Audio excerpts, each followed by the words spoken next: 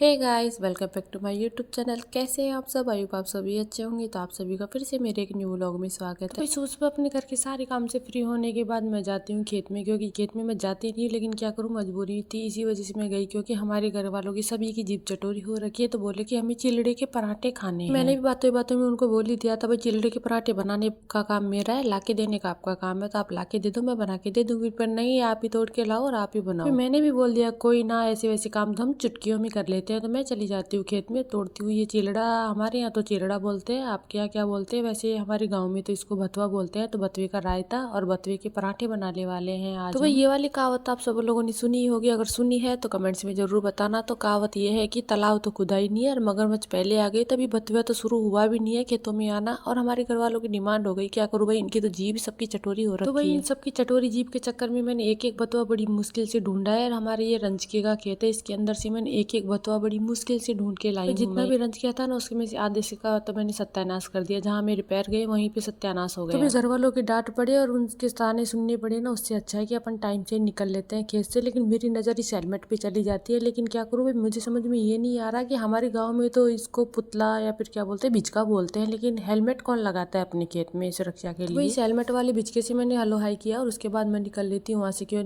पता ही नहीं, उस हेलमेट वाले बिचके में आत्मा और मेरी आत्मा से उसकी आत्मा का मिलन हो जाए, मेरा सत्यानाश हो जाए, उससे पहले मैं आ जाती हूँ घर पे। तो भाई से 1 घंटे की कड़ी मेहनत करने के बाद मैं बतवा लेके घर पे आ गई हूँ और अब इसको मैं चढ़ा देती हूँ बॉईल करने के लिए, क्योंकि इसी से हम बनाएंगे रायता, उसके बाद बनाएंगे हम पराठे। तो इस लाए हुए बतवे को तो मैंने धो के और एकदम साफ करके पानी से इसको मैंने चढ़ा दिया है बॉईल करने के लिए। तब तक ये उबलेगा, तब तक हम बाकी का काम कर लेते हैं। तो ये तो उबल के तैयार भी हो गया है फटाफट से, क्योंकि भाई कच्चा बहुत है ना। तो जब तक हमारे खेत में अब सर्दी सर्दी बतवा रहेगा ना, तब तक हमारे घर में ऐसे ही रोज रायता बनेगा, क्योंकि सबको रायता बहुत ही ज़्यादा पसंद है। बाजरे की रोटी, रायता, कड़ी, मतलब सब कुछ ऐसी ऐसी सब्जियां बनेंगी। अब तो सब्जी की टेंशन ही नहीं रहेगी, क्योंकि बतवा जो हो गया। तो भाई बाकी घर वालों को छोड़ के अगर बात मेरी की जाए ना, तो सबसे ज़्यादा रायता मेरे को ही पसंद है बतवे का। तो इसी वजह से मैं ज़्यादातर बतवा के रायता बनाती हूँ। और बाजरे की रोटी मेरे को बहुत ही ज़्यादा पसंद है। सर्दी सर्दी में बहुत ही ज़्यादा बतवे का रायता खाती हूँ। तो भाई मेरी तरह बतवे का रायता किस किस को पसंद है कमेंट्स में जरूर बताना। और इस बतवे के चक्कर में मेरे हाथों में हरी हरी मेहंदी लग गई, क्योंकि मेरे हाथों में बिल्कुल ही इस तरह से रच गया जैसे हरी मेहंदी लगाई हो मैंने। उसके बाद मैंने धो कर इसको एकदम साफ कर लिया है। अब लगा लेंगे हम इसका आटा।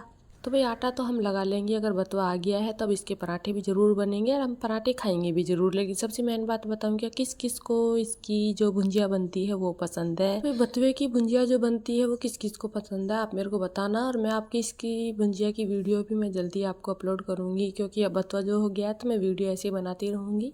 तो भाई ये बतवे की भुंजिया तो हम बाद में बनाएंगे। सबसे पहले तो हम जो पराठे के लिए बतवा लेके आए हैं, तो सबसे पहले हम पराठे बना लेते हैं, क्योंकि हमारे घर वालों के सभी के चूहे बहुत कूद रहे हैं पेट में। उनके सब्र नहीं है कि जल्दी से फटाफट बना दो पराठे। जब भी मैं बतवे के या फिर मेथी के पराठे बनाती हूँ, तो उसके अंदर साबुत धनिया, साबुत सौंफ, मिर्ची, हरी मिर्ची, ये सब डाल के मैं बनाती हूँ, क्योंकि उससे इनका टेस्ट और भी ज़्यादा बढ़ जाता है। सबसे मेन बात, मैं इसके अंदर लहसुन और हरा धनिया बहुत ही ज़्यादा डालती हूँ, क्योंकि लहसुन और हरे धनिया से और भी ज़्यादा खुशबू और भी ज़्यादा टेस्टी हो जाते हैं ये। तो जब भी मैं लॉन्ग वीडियो बनाती हूँ ना, तो उसके साथ साथ मेरे से वॉइस ओवर नहीं हो पाती, क्योंकि मैं जब भी वॉइस ओवर करती हूँ ना, तो कभी किसकी आवाज़ आती है, कभी किसकी आती है। तो हमेशा आवाज़ के चक्कर में मेरी वॉइस ओवर नहीं हो पाती। और भाई इसी वॉइस ओवर के चक्कर में मेरे से तो आटा भी गीला हो गया। जब भी मैं मेथी या बतवे के पराठे बनाती हूँ, तो मेरे से हमेशा आटा गीला हो जाता है। तो इस तरह के छोटे मोटे काम बिगाड़ने और सुधारने में तो हम माहिर है। जैसे तैसे करके हम पराठे भी बना लेंगे। और अब बना लेते हैं हम सबसे पहले रायता, उसके बाद ही तो हम पराठे बनाएंगे ना, क्योंकि पहले रायता उसके बाद पराठे। तो सबसे पहले मैं बता दूं कि मैंने ये रायता बनाया बताएगा, तो उसको मैंने बारीक एकदम से पीस लिया। और उसके बाद मैंने ये ढेर सारा डाल दिया इसके अंदर दही। और उसके बाद मैंने डाला इसके अंदर जीरा, मिर्ची, नमक, जो भी होता है वो, सौंधा नमक। तो रायता बनाने का सबसे अच्छा तरीका बताऊं क्या, जब भी हम